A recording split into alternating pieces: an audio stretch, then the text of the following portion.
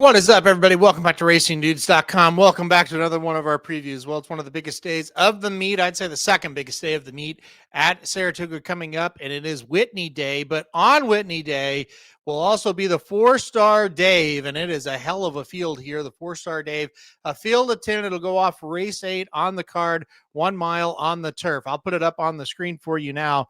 Like I said, field of 10, and it's a good group. So we'll go through them one by one here and see who we can who we decide to pick. Like I said, really good race. Cugino, the number 1 horse, starts us off. 10-1 on the morning line here, and a horse that was been ridden by Irad Ortiz in the last 2 races and will be ridden by him again in this spot.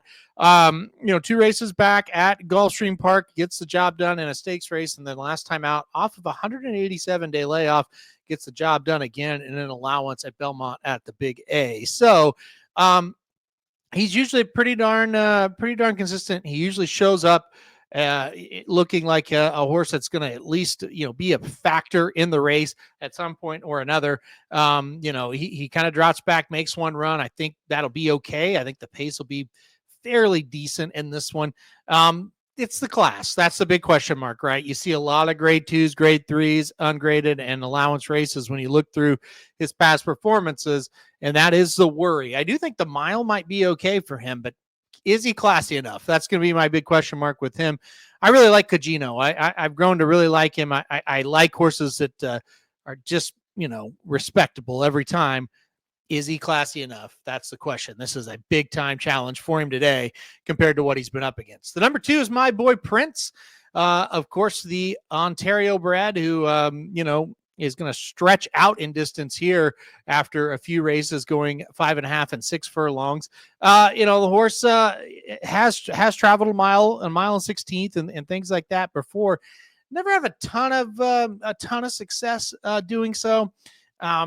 I don't know. I'm kind of on the fence on this one for this race today. I think he might be up against it a little bit. Like I said, going a little bit longer, not sure. He had been sprinting pretty well. You look at his last 3 races sprinting, won a stakes race at Belmont at the Big A, was second, beaten 2 lengths in the Jaipur 2 races back here at Saratoga, going 5.5. Got beat by AG Bullet, though. Pretty nice horse. And then was second by a neck to Patches O'Houlihan in the Highlander at Woodbine, and Patrick O'Houlihan, pretty good horse as well up there in Canada. So I kind of thought they'd keep him sprinting, but they are going to stretch him out to a mile here. We'll see how that goes. I'm on the fence with him in this one. The number 3 is Johannes, and you got to love this horse. Boy, what a nice horse he has turned out to be. Last year was super impressive. Won the Grade 3 American at Santa Anita, won the Shoemaker at Santa Anita, won the Eddie Reed at Del Mar, won the City of Hope at Santa Anita, second, but only beaten 3/4 of a length in the Breeders' Cup Turf Mile there at Del Mar, and then finished off the season with the win in the San Gabriel. That was December 26th. This will be, August 2nd? That's a long layoff, 219 days to be exact. That's going to be the big question mark, but he has no doubt proven that he is the real deal and he can run amongst the best in the world because he did it at the Breeders' Cup Turf Mile at Del Mar. I don't know. Can he come here off this long of a layoff and get the job done? That's going to be the big time of question. So Johannes coming in here, he's the favorite 5-2. He should be the favorite of 5-2. We'll see if he can get the job done. He's going to be very interesting.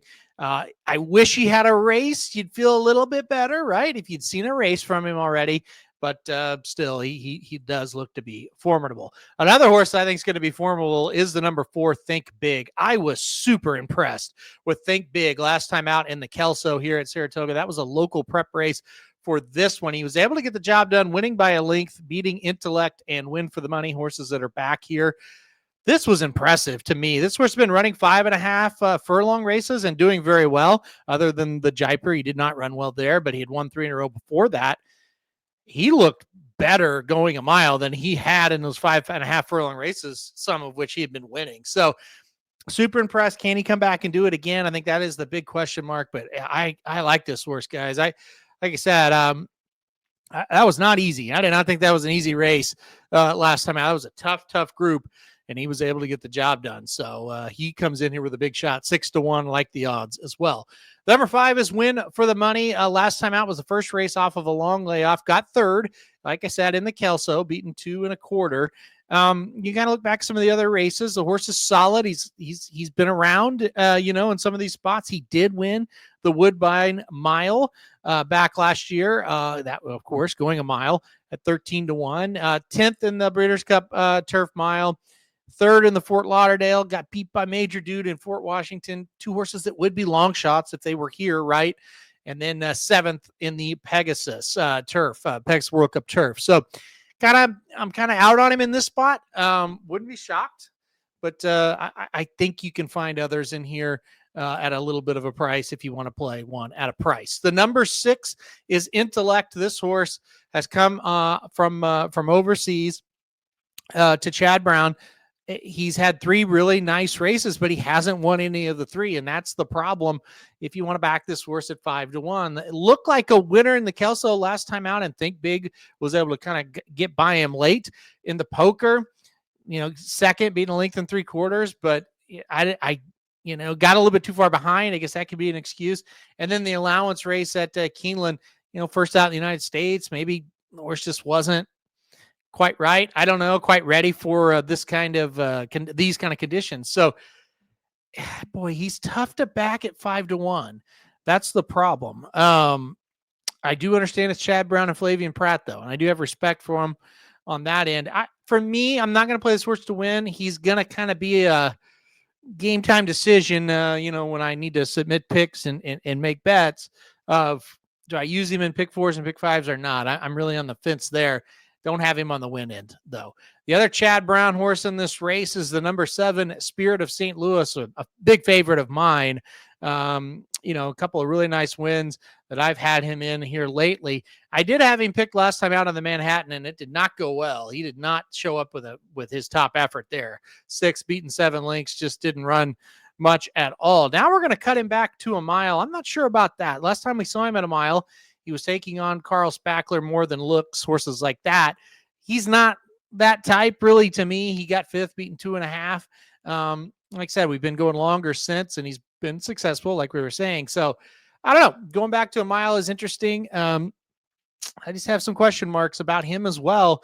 And I kind of in that weird spot where it's like, it's Chad Brown, it's on the turf, it's a big stakes race. Do I really leave them both off? Especially one that I've made money on recently in Spirit of St. Louis. So that's going to be a debate for me, but obviously I don't have this one on top either. I'm kind of back and forth there on him. All right, let's keep going to another classy one here. The number 8, Deterministic. This horse coming off a 1 1/8 victory in the Manhattan.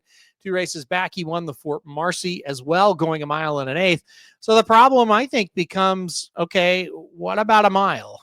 That's going to be the big question mark. He's been going longer and longer turf races and running extremely well.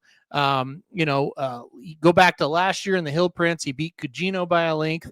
He just barely lost to Carson Run, going a 1 3/8. That was last year. He won the Virginia Derby. And like I said, he's just really, really been solid. Really his whole career since they got him to the turf. He's just been really good. So, but the mile is definitely a question mark. There's no question about it. That's going to be the big question mark here. Can he get the mile and be as effective? He's been on the lead in the last 3 starts, but like I said, they've been at a 1 1/8.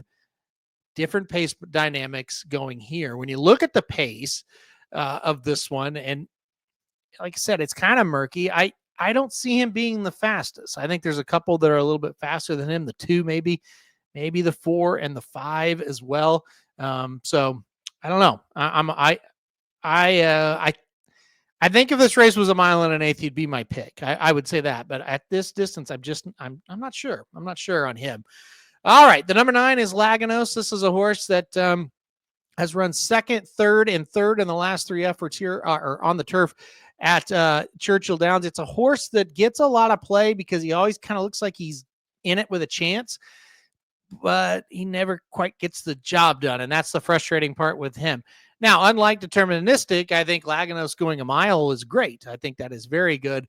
I do think it's a bad sign, though, that Flavian Pratt's been on the horse the last 3 races. He'll jump off to ride Intellect. And again, that's Chad Brown, so I get that part of it. But I don't know. It is kind of interesting to me when you look at that and go, well, it'd be great if Pratt was aboard. And again, that may be wishful thinking. I don't think that's ever going to happen. But anyway, we'll see how Laganos does. I think he's a board hitter at 20-1, but I don't think he can play him to win. And then finally, the number 10 is Neat. This is a horse that, I think a nice horse, but probably not this type as far as a grade 1 level against these type of horses are concerned. He went out to Santa Anita in March and tried the Frank Kilroe and got beat pretty easily. Not bad horses out there, but these are tougher ones here, I think. So yeah, not for me in this spot. Just in a little bit too tough, maybe a little bit over his head. All right. That's the field of 10. This is a fantastic race. I have been really, really trying to figure this one out for a while. I kept going back to the number 4, Think Big. I just think 6-1 is the right price. I think this horse is good enough to get the job done. I just keep going back to him. So I'm going to go the number 4, Think Big. I think if he can run that Kelso race back, he's going to be really tough to beat. And I'm telling you, that was a speed favoring track that day, and that horse was able to close over it. So I think he's going to be tough. Give me the number 4, Think Big, to win this year's running of the 4-Star Dave. All right, guys, I live for this preview. Hit that like button if you like it. Hit subscribe. We really like it. Want to get alerted anytime we do previews like this. And most importantly, good luck if you're playing Saratoga on Saturday.